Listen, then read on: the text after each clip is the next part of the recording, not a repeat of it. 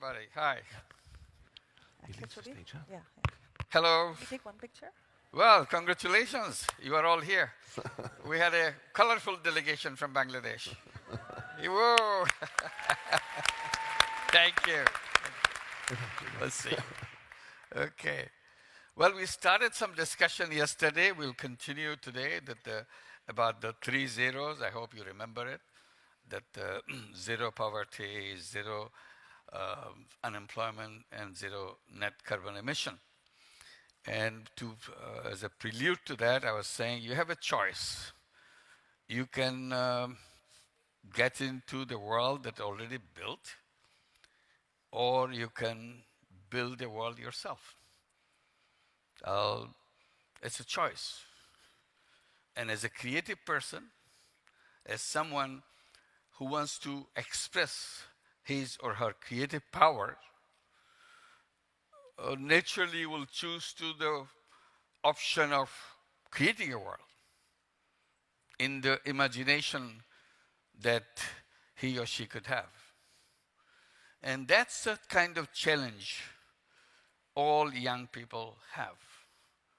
There is a chance, good chance, that you can build your own world if you want to. So I would see that everybody kind of give it a try, because this is a time to make it happen, particularly because the world that we have created got into a lot of troubles, which we can try to fix it. We talk about it, how to fix this, how to fix that. Sometimes it's better to build something new rather than try to fix something which is so complicated. So this is our chance to make it a new world of the way we want. The moment you say we want or I want, you have to imagine it. Everything starts with imagination. If you cannot imagine, you cannot design. So use your creative power to imagine a world that you would like to have for yourself and everybody else. That's the world that everybody should say, my God, this is a fantastic world. When you imagine, one interesting thing is there is no limit. It doesn't cost you anything to imagine. That's the beauty of it. Let it go. Let your mind go as far as they want. It's a limitless thing. So that's another power, that I can do things in my imagination, whatever I want, without any boundary, without any limit. Wilder the imagination is, better it is. Then the imagination has more value, that yes, you imagine something. So don't try to be realistic. It's funny, everybody wants you to be realistic. And here I'm saying, don't be realistic. Let your imagination go wild and create the world that you want to have. List them, what you want in that world. Number one, this is what I want in that world. Number two, this is what I want in that world. Put them all together and see how it fits in. You know, all of us are familiar with science fiction, don't we? You all watch science fiction movies, science fiction television series, and we are fond of all those characters and the kind of gadgets they have. Where does it come from? Imagination. It doesn't exist. That's not realistic. It's just imagination. Wilder the imagination on this, more we get glued to the screen to say, wow, isn't that something? And you watch every episode of the series, don't want to miss anything. Why? Because it's wild. Wouldn't it be great if we had that? Moving from one galaxy to another galaxy, doing all kinds of things. You know what? Because we have science fiction, it's not new, it's old stuff, science fiction. At one time, science fiction was about to go to the moon. How do we go to the moon? All kinds of funny things they can imagine and wrote a book about it, how to get to the moon. It's so far-flung idea. People laughed at it. How crazy a person can get, even to think about going to the moon. with many, many different ways they tried out in the imagination, in the fiction. And what happened ultimately? Technology followed the fiction and made it happen. And human being landed on the moon. It's no longer funny, no longer strange. If you say, now if you tell anybody that yes, we can land on the moon, oh, this is nothing. We should go someplace else. Because it's so routine now. People, all they are planning to do something. It's not about moon. It's not about this. We want to go to way, way out. Why? Because we got confidence that yes, our imagination can be achieved in reality. So fiction led us to follow the path. So the fiction is very important. Imagination is very important. So science fiction leads the world of technology and science. And I always regret there is no social fiction. Can't we write social fictions? All the way we would be living together, how we do this. Fiction. People will, this is crazy. The more we'll write those fictions, the more we'll make those fictions, you know what? Like moon landing, we'll end up with those societies. You have to imagine something to create something. If you don't imagine, you cannot create. So it's a very important thing to imagine. So when I say build your own world, start with imagination. What kind of world that would be? If you imagine that world, each one of you, if you imagine that world, today I can guarantee you, it will happen. But if you don't imagine, it will not happen. Imagination leads the way. So that's the power of imagination. And you are full of that power. Make use of it. Just by imagination, you will take us in that direction. If you don't imagine, what happens? We drift. Every day is a new question. Every day we drift a little bit this way, because we don't have a destination. Imagination defines a destination. And it's very important to do that. What is our destination? What is your destination? And sometimes you can express it by saying, what is the purpose of my life? What is that? What am I here for? I have to answer that question. Unfortunately, our education system doesn't address that issue. They let you learn everything about science, about technology, about history, about geology, whatever you want. But they don't let us ask the fundamental question about myself. Who am I? What am I supposed to do? What is the purpose of my life? I hope in your own way, you will ask yourself the question and answer your question your way. If you have done that, your life will start taking a shape. Imagination and a purpose put together becomes a power. You are not saying, I'm so small. Who am I to change the whole world? I can easily tell you, not only as a group, as a young generation, as a whole, you can change the world. You, one individual among yourself, just one individual, can change the whole world. That's the power you have. You can't feel it this way because you still don't know which one become the really mind-boggling idea which will change the world. It all needs an idea, that's all. And I can say it because I got involved with something which I thought at the beginning is a silly thing, little things, but it became big without my realizing it. First of all, microcredit. You remember microcredit? I'm sure you heard about it. Tiny, tiny loans given to poor women. Who ever thought it has any value, it has any meaning to anybody? Now it's a global thing. I'm sure you come from many, many different countries. Every one of your countries have microcredit programs, someplace, somewhere. It moved from one place to another because people needed it. I didn't have to go and advertise it, push it, no.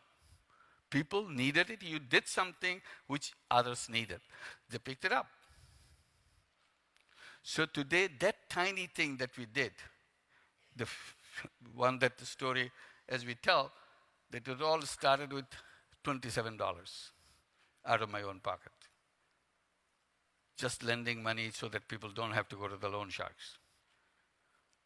And that $27 got into millions, got into billions of dollars, and so on and so forth. It became global.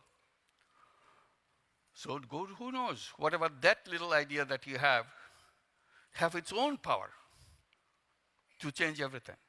You don't have to go to books about it. The life is right there. Life is more powerful than the book. You see a problem, I'm sure you have all the understanding or at least familiarization of the problems that the world faces. List them. Make a list of the problems. Number 1 problem, number 2 problem, number 3 problem, whatever it is. And they say, and then you decide, maybe I should try to do something about this problem. Take a small piece of that problem, so small that you will laugh at it. It's nothing. I can do it anytime. You know, when we talk about problems, they come in big, mega shape, mega size. And when you see it in mega size, you feel small. Because giant of a problem, I'm a tiny little guy. What can I do? So one way to transform it, take a tiny, tiny piece of one of those problems. So that you see so tiny, you can put it in your palm and look at it and feel sorry for that. They say, I'm going to fix you. Because you have more power than this tiny little problem. When you say unemployment, one of the 3 zeros is unemployment. Unemployment is big issue. Every country has unemployment. And some countries have major issue. Particularly poor countries, almost every young kid has no prospect of finding a real job. You go to Europe, many young people are out of jobs. Youth unemployment, big. 30% youth unemployment. 30% of the young people can't find a job. 40% unemployment, yes, many countries with 40%, 50%, 60% youth unemployment. That's big. But if we say, all right, can I come up with an idea to take 5 unemployed young people out of unemployment? 5, or 2, or 3, doesn't matter. Does it sound like a big problem? No. It's not a rocket science. If you spend 15 minutes of your time, you can come up with an idea how to take 5 unemployed young people out of unemployment.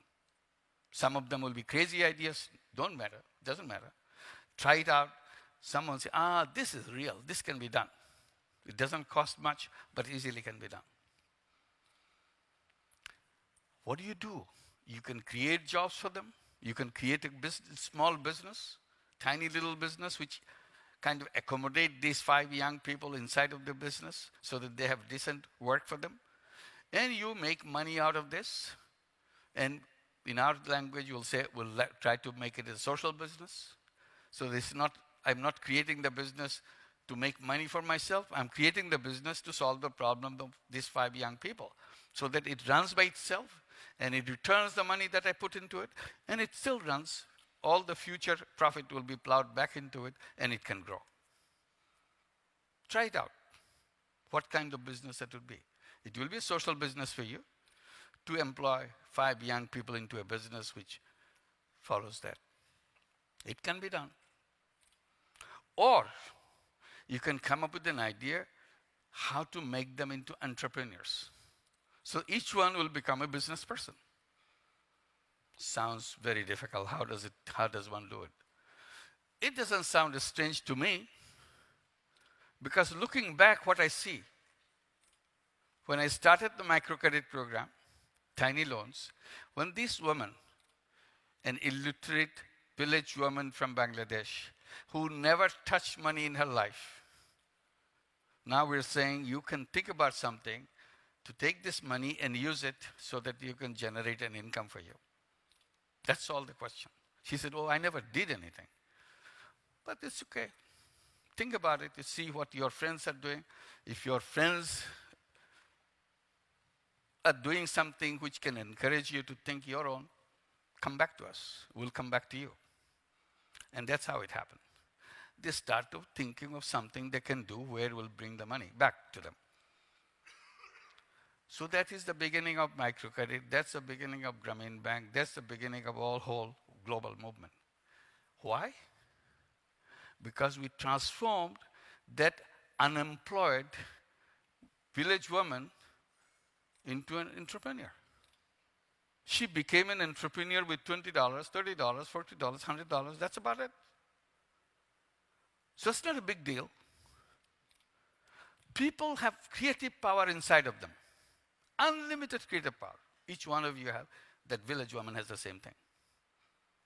They may be poor. They may be illiterate. But definitely they are not stupid. So sometimes we get confused. Illiterate means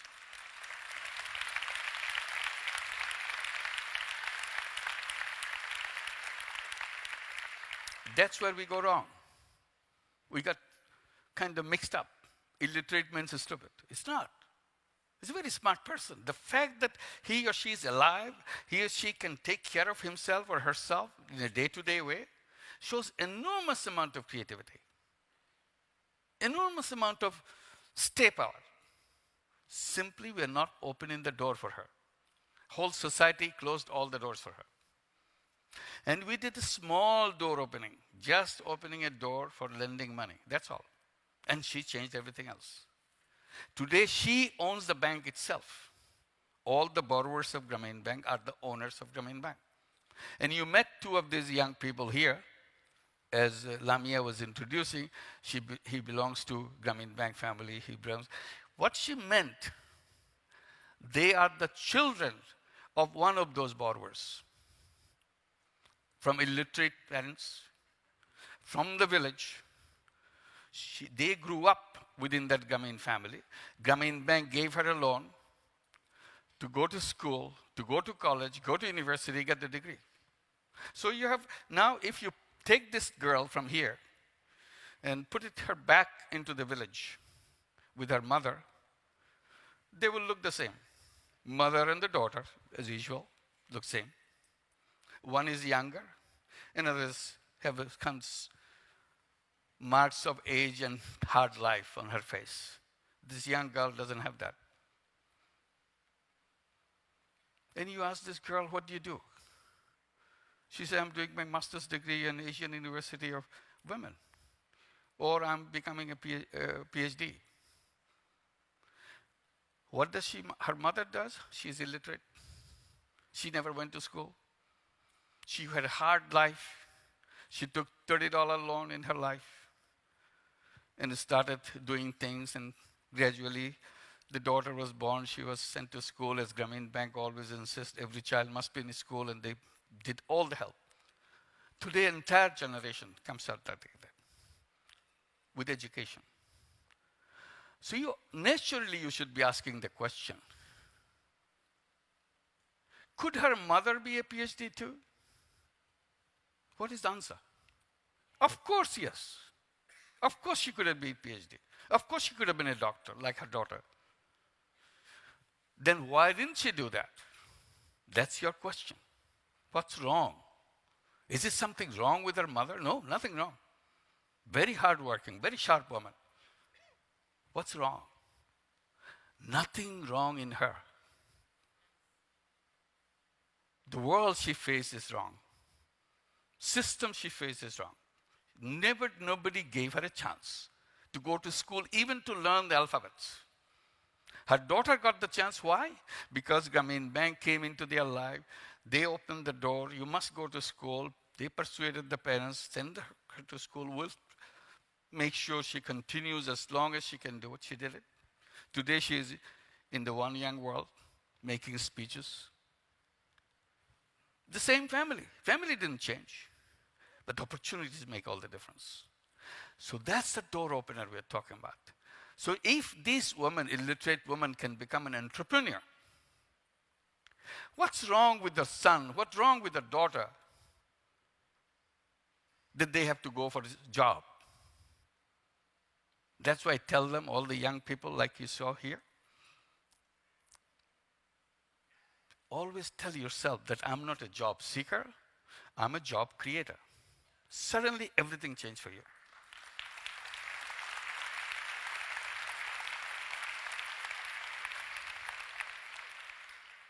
I tell the young people from Bangladesh, like her, like all the others, who are coming from Grameen family, when they're looking for job with job applications, asking for me to recommend them for some jobs. I said, I'm not going to do that.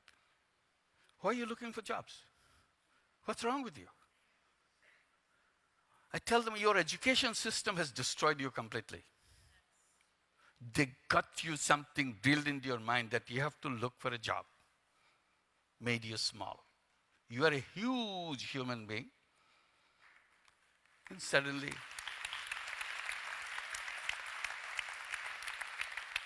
they ask you to do tiny little person asking for a favor, asking for a job. And when you get a job, where do you start? You start at the bottom. And what happens to your creativity is of no use to them. Your tiny little boss will tell you what to do.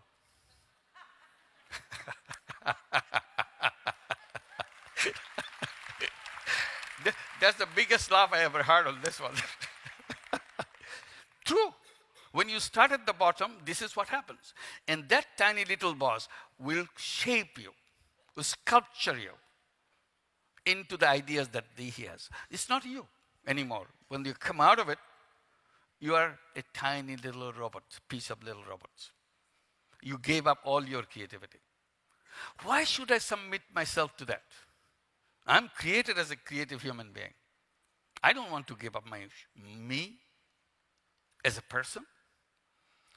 And also, my history says I'm an entrepreneur. When I was in the cave million years back, we're all in the caves. That's where we came from. When we're in the caves, we are not sending our job applications from cave number 5 to cave number 10. Did we? We didn't. What did we do? We became hunters. We became gatherers. We protected ourselves. That's in our DNA. We are problem solvers. You take this huge problem solver to do some tiny little things, sell this stuff, sell this lotions, like this, something like that. Why should we? We are made for big things, but the society made us do little things. That's why society is wrong. That's why we have to create a world where we can be ourselves. Build the world that we want. Every one of us.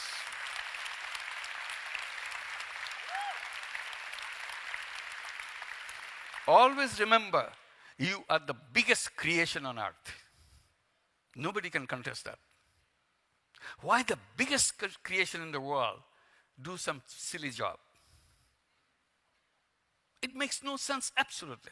Now you ask a young person, European person in Asia or Africa, wherever, what are you doing? No, I don't do anything. Why? Because I'm jobless. I don't have work. I'm unemployed. I said, if you create your own world, the one that you in imagination, if that question in the classroom of that world, somebody says, you know, in 2016, a lot of young people were unemployed in the world.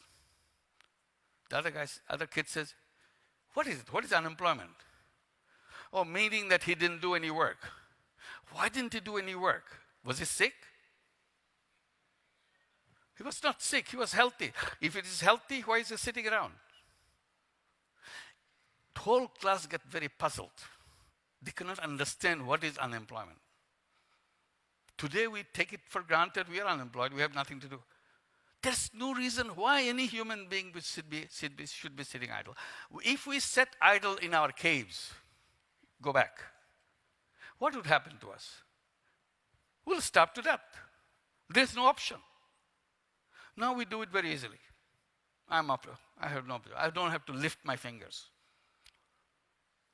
So as a human being, we enjoy lifting our fingers.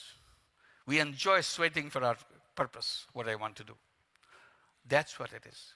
So if you take it in our consciousness that this shouldn't be, unemployment is a sickness of the society, it shouldn't exist. We should eliminate that. We can all be entrepreneurs, make a world completely different. So that's why the 3 zeros come. One, I didn't explain much, poverty. I was explaining the woman in the village. I said poverty is like a bonsai tree. You see the bonsai, little thing? Everybody knows that. Where does this bonsai come? We take the seed of a beautiful tall tree and put it in a flower pot and let it grow. Does it become as tall as the tree that we saw in the forest? No. What's wrong with this seed? Why didn't it grow as tall as the one we saw? Because we didn't give it a space. We gave only a flower pot to grow. So the flower pot could not support the tree to grow tall. Nothing wrong with the seed, but something terribly wrong with the space we gave that seed. Poor people are bonsai people. There's nothing wrong with the seed. They're same human seed that we all have. The society never gave them the space so that they can grow as tall as anybody else. They can contribute to the world, create the world we all want. They could be as efficient, as creative as anybody in the world. But we didn't give them a chance. That's the chance we are talking about. What is that missing chance that we have to do? That's the space that you have to create in that new world that you see, no poor, no unemployed, no net carbon emission. So all can be done. And I was mentioning quickly, what are the powers which will make it happen? And I put number one, the young people. Fresh mind. Their minds still are not tainted by what is called conventional wisdom. Conventional wisdom is the most unwise thing you'll ever see. Don't go through that route. Your wisdom is the much better wisdom than anybody else had.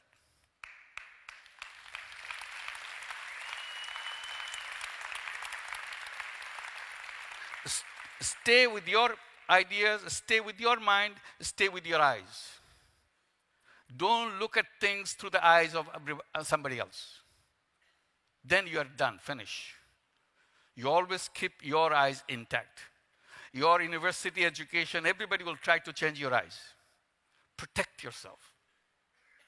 Because otherwise you'll be sold into that other world that has planted eyes for other people. Keep your mind fresh. Because everybody is trying to make the mind completely done, finished, sealed. You can't open it anymore. By the time you go to the job, by the time you start under those tiny bosses, your mind will be sealed. You will start thinking like everybody else in the company. And that's the end of you. We don't want to see an end like that. So create the world that you remain fresh ever, completely ever since. And nobody has to escape from that. That's the challenge that we will have. And second one, we talk technology.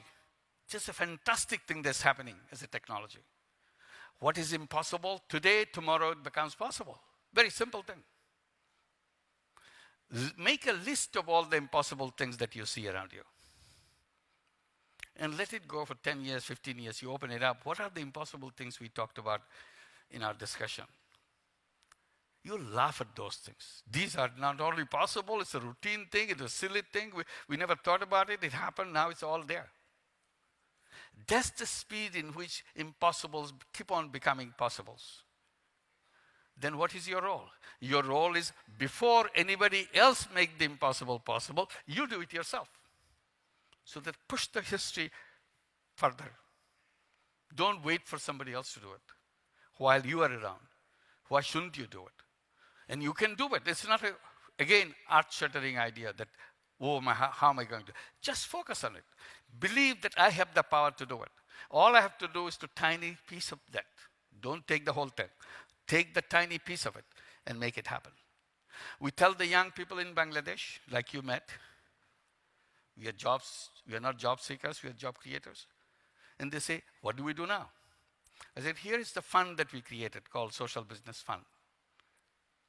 All you have to do, just come up with a business idea, like your mother did. Your mother came with the business idea when gave the money. Now you come up with the business idea and we'll invest in your business.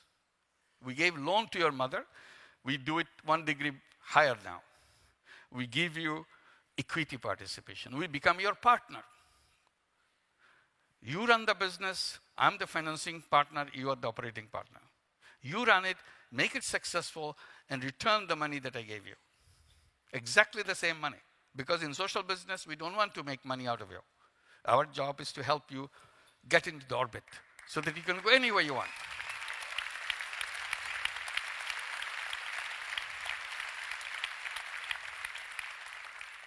Does it look like an earth-shattering idea? No. Very simple idea.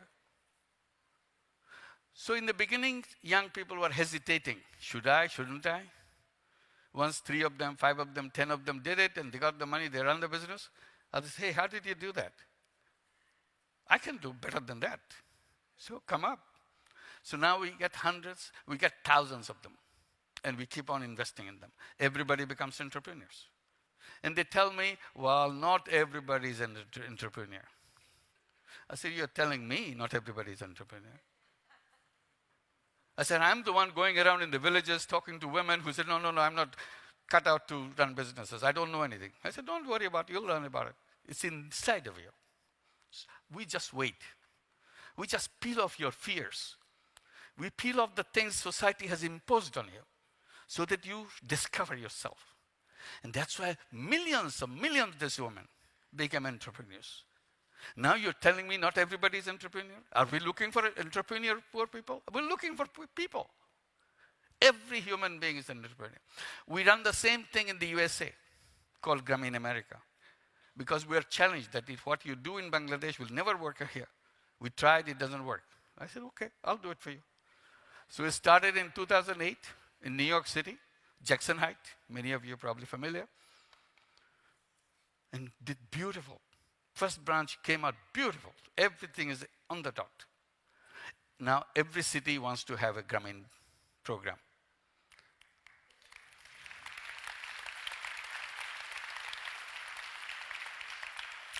We have now over 85,000 women as the borrowers of Grameen program. 50,000 of them in New York City. There are 8 branches. Women who doesn't even have documents, who cannot prove that she belongs to this country, the USA. But we give them loan. Just because she doesn't have any document, meaning is not a citizen, she doesn't have any papers, but we give them loans. They pay us back. We gave them $500 million already. Every penny is paid back. Ever since we began, the repayment record is 99.6%. Imagine that.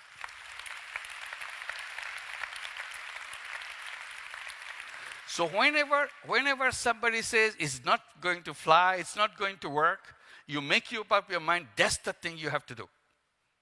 No option. That's how it does. Because the conventional wisdom, as I said, is the most stupid thing you can ever heard. So why don't you be yourself? Do things in your own way and show that it can be done. They repeatedly said it will never work in the United States. I said, I'll try. That's how it began. So we're now giving all the young people, instead of unemployment, to become entrepreneurs. That's what we do. So achieving these 3 zeros is not a big deal if we put our minds into it. And last point I was going to mention, as I did yesterday, I said when we achieve those 3 goals, which we do, we must, we have to. Already, this is a global decision, not my decision. Zero poverty is SDG goal number 1, if you remember. Zero net carbon emission is a Paris Agreement decision. And Mary Robinson was explaining so vividly about what climate change thing has to be done. It's a global decision. This is nothing new. All I'm saying, you have to do it fast. Don't wait for anybody else. Zero Unemployment is a new issue because people think, oh, no, this cannot be done. It can be done. We are continue to do that together and make it happen. That unemployment, a subject which will out of our imagination, out of our discussion, finish. No human being will do that. Then I'm saying we lay the foundation of a new civilization. A civilization which doesn't have any poor people. Everybody is a free person doing their own thing. No unemployment. Everybody is doing their own thing creatively. No carbon emission or anything else. We have to move from this old civilization that we created, which is a cracking up, which is destined for destruction, self-destruction. We have, before it self-destructs itself, we have to create the one that we want together. That's where your role is. And that society will not be based on the greed the way it is created now. We are in a civilization which is based on greed. Greed is not human being. Human being has separate values, values of sharing and caring and be together. So we build a new civilization with human values and be happy with that. Thank you very much. Welcome to that. Thank you very much. We will make it happen. Thank you. Thank you. Thank you. Thank you. Thank you. Okay. Thank you. You're amazing as ever. Thank you.